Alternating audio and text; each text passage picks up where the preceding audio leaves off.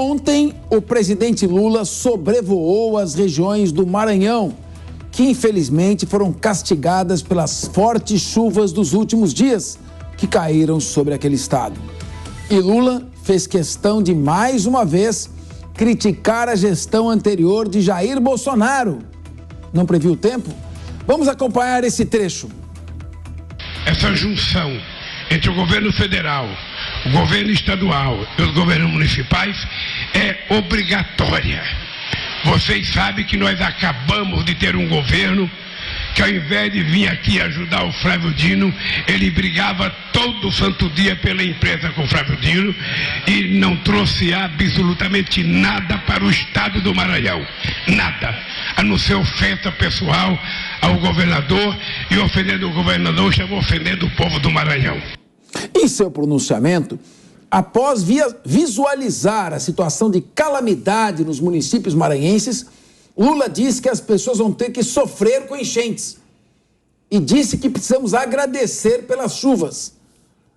Não entendi. Vamos ouvir. E eu estive aqui, no mesmo rio, na mesma enchente, numa demonstração de que quando a gente mora perto do rio, não tem jeito. Não tem jeito, a gente vai sofrer enchente quando a chuva for demais. E a gente às vezes fica chateado, mas temos que agradecer a Deus a chuva, porque muitas vezes o Brasil está precisando de chuva. E vejam só, Bolsonaro foi bastante criticado em sua gestão por fazer um cercadinho para apoiadores no Palácio da Alvorada. E Lula, nessa ida de ontem ao Maranhão, nessa mesma ida, mesma matéria, cumprimentou seus eleitores através de arame farpado. Vejam as imagens.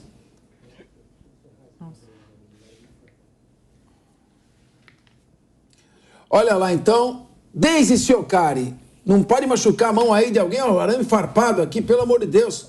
Deise, o que você está achando dessa postura do Lula? Vai criticar o Bolsonaro em vez de ser objetivo e trazer ajuda concreta para o estado do Maranhão? Em vez dele falar o que ele vai fazer, ele fica xingando o Bolsonaro. O retrovisor não foi quebrado?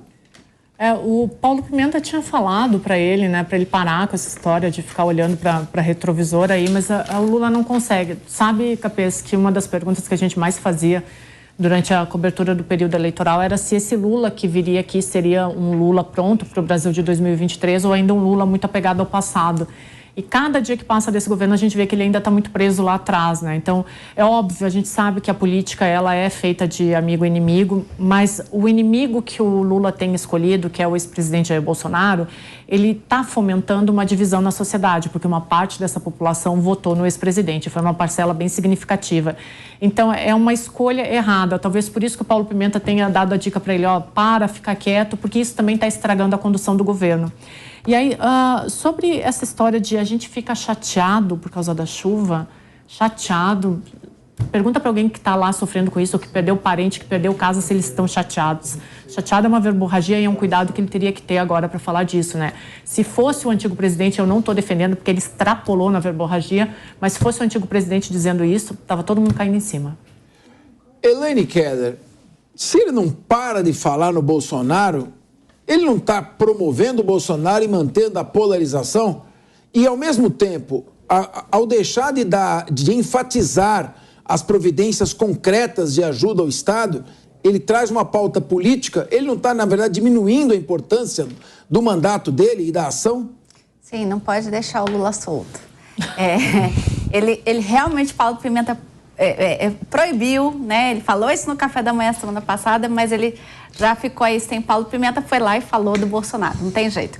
E da chuva, o presidente também não soube se expressar, né? Que convenhamos, a chuva é importante, mas não na volumetria que a gente tem assistido nos últimos anos aí em vários estados do Brasil. A gente já falou demais sobre isso aqui na PAN. O que acontece com o desmatamento da Amazônia, e aqui eu não estou, gente, falando de governo nenhum, estou falando sobre a situação da Amazônia.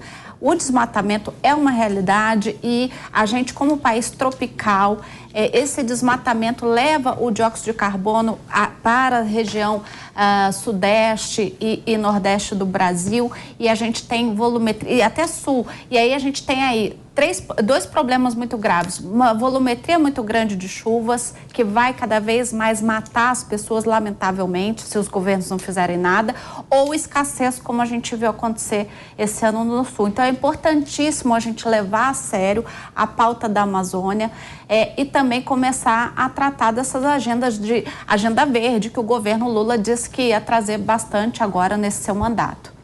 Meu querido Fernando Holliday, e aí, você, um vereador de sucesso, um político, uma pessoa que é ouvida nos seus pronunciamentos, o que você acha quando tem uma população ali miserável, que foi destruída pela enchente, esperando uma providência concreta, e o presidente enfatiza uma crítica ao antecessor, que já não está mais no poder, ao invés de mostrar e enumerar as providências concretas que pretende fazer? Não, eu achei esse pronunciamento, aliás, como boa parte dos pronunciamentos do Lula nesse mandato, não sei o que está acontecendo, mas ele tem dado vários pronunciamentos absolutamente desastrosos. Então ele parece a Dilma III, não somente nas suas políticas, mas também no seu modo de agir. Porque nesse pronunciamento ele conseguiu a proeza de culpar o Bolsonaro pela falta de chuvas ou pelo excesso de chuvas e culpar a população também. Porque ele diz o seguinte, não, se você mora perto do rio e chove, que se lasque. É isso. Foi isso que o presidente da República acabou de dizer. Talvez muitas pessoas não tenham percebido, mas foi basicamente isso que ele disse. Vai encher o rio e você vai se lascar e não tem nada que nós possamos fazer. Como assim? Ele é o presidente da República. Nesse momento, ele deveria dizer de forma clara e evidente o que fará para retirar as pessoas do local de risco. E nos momentos de seca, o que fará para que esta mesma população não sofra com a seca. É evidente que é importante a chuva, é importante que as pessoas tenham uma terra fértil para que consigam plantar, consigam criar o seu gado, consigam inclusive sobreviver. Mas quando vem essas chuvas torrenciais, essas cidades do interior do Nordeste precisam estar preparadas para isso. Precisam ter estrutura, as pessoas precisam morar em locais onde elas não sofram esse risco. E as cidades precisam ter recursos também para lidar com essas chuvas inesperadas. E o Lula, ele fez questão de ir ao Maranhão, sobrevoar toda a cidade e fazer um discurso sem anunciar políticas públicas práticas. Falou genericamente sobre o PAC, genericamente sobre investimentos no estado do Maranhão e ficou criticando o seu antecessor. Infelizmente, hoje o Brasil conta com um governo que vive somente no passado. Já era assim lá atrás, em 2003, 2004, quando ele ficava culpando o governo FHC por tudo, mas agora está demais. Porque lá atrás, pelo menos, nós tínhamos um cenário internacional econômico favorável que disfarçava as incompetências do governo. Dessa vez nós não temos isso e quem vai pagar a conta é o mais pobre. Ixi, a Deise quer discordar, ela tá me cutucando, ela quer falar a palavra, Deise. Não quero discordar, não. Sabe que quando eu olho essa obsessão do Lula com o Bolsonaro, eu já falei isso outras vezes aqui, mas a gente fala, às vezes, quando a gente está conversando com os colegas, a gente sempre fala que a história é cíclica, e aí o pessoal fala, lá vem ela com a história cíclica de novo, mas E tem um pensamento do Nietzsche que eu acho que toda vez que eu vejo o Lula falando do Bolsonaro, criticando a gestão anterior, eu lembro dele. Ele diz que quando tu luta contra monstros, tu tem que tomar cuidado para que durante o processo tu não te torne monstro também. Quando tu olha para o abismo olha de volta para ti. O Lula está olhando excessivamente para o Bolsonaro daqui a pouco vai olhar de volta. Ricardo Rosso.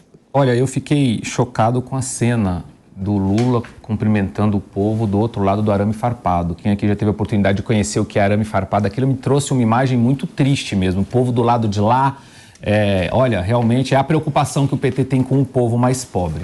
Interessante lembrar que o ex-governador do estado do Maranhão, o atual ministro Flávio Dino, entregou o estado com um dos índices de desenvolvimento humano mais baixos do Brasil.